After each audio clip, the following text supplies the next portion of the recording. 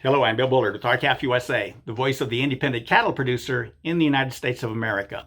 Well, I need to preface this week's segment with this. RCAF USA thinks radio frequency identification, or RFID ear tags, are a wonderful technology, available to anyone who chooses to use it. So our only problem with this RFID technology is when Big Brother, our government, tries to force you to use it as a prerequisite for being in the cattle business, whether you want to use it or not. And so it was that former President Trump's Agricultural Secretary, Sonny Purdue, tried to do just that, force you to use RFID ear tags anytime you ship adult cattle across state lines. That was back in April of 2019. Big Brother wanted mandatory RFID by 2023. But we gathered our resources and we sued. We retained Harriet Hageman of the new Civil Liberties Alliance to represent us before the court, and we won. Secretary Purdue withdrew his unlawful RFID mandate within a matter of weeks. But Sonny Purdue wouldn't quit trying. He soon issued a notice stating he was still going to mandate RFID by 2023.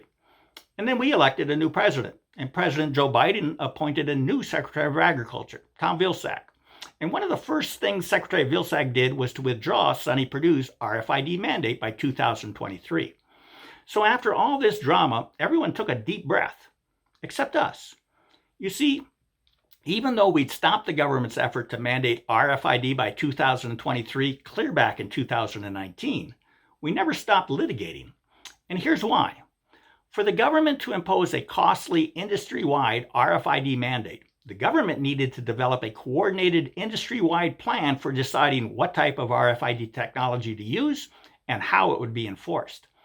Now, the government couldn't do all of this on its own. So it created an advisory committee consisting of RFID ear tag manufacturers, state animal health officials, and industry participants. And when the government determined the first advisory committee was moving too slow, it set up a second advisory committee, this one consisting of only participants who wanted the government to force everyone to use RFID ear tags. But when the government establishes advisory committees like this, it's supposed to follow the law. And the law required that the government be transparent when it establishes advisory committees that it then relies on to make policy decisions. But these advisory committees the government relied on to try and mandate RFID ear tags were not transparent. So we alleged the government had yet again violated the law. And this turned out to be a long fight. We wanted to question government officials about their roles in establishing the two advisory committees. The court refused and dismissed our case. But we wouldn't quit because this was just plain wrong. And so we appealed, only to fall short again. The appellate court agreed that we shouldn't be allowed to question government officials.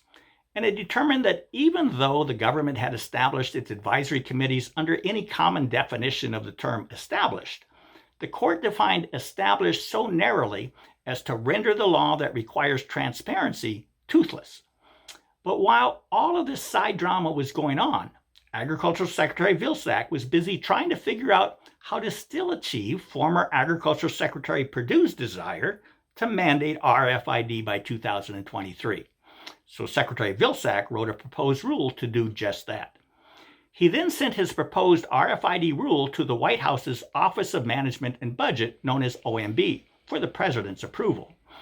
Now, the proposed RFID rule was sent to the OMB this spring. And the government wanted to issue the proposed rule for public comment in July, so it could begin its RFID mandate in June of 2023. But we joined with several of our allies and we met with the OMB, urging it to scrap the RFID rule or at the very least, send it back to Agricultural Secretary Vilsack for a complete rewrite. Well, July is long gone and there's been no proposed rule, so it looks like we've at least delayed its issuance. Meanwhile, we're still litigating the issue of the unlawful advisory committees. Harriet Hageman has just recently asked the U.S. Supreme Court to hear our case. You see, there's a conflict among the lower courts regarding how the court should define the term established. And that gives us a pretty good chance of having the Supreme Court hear our case so they can settle this question once and for all.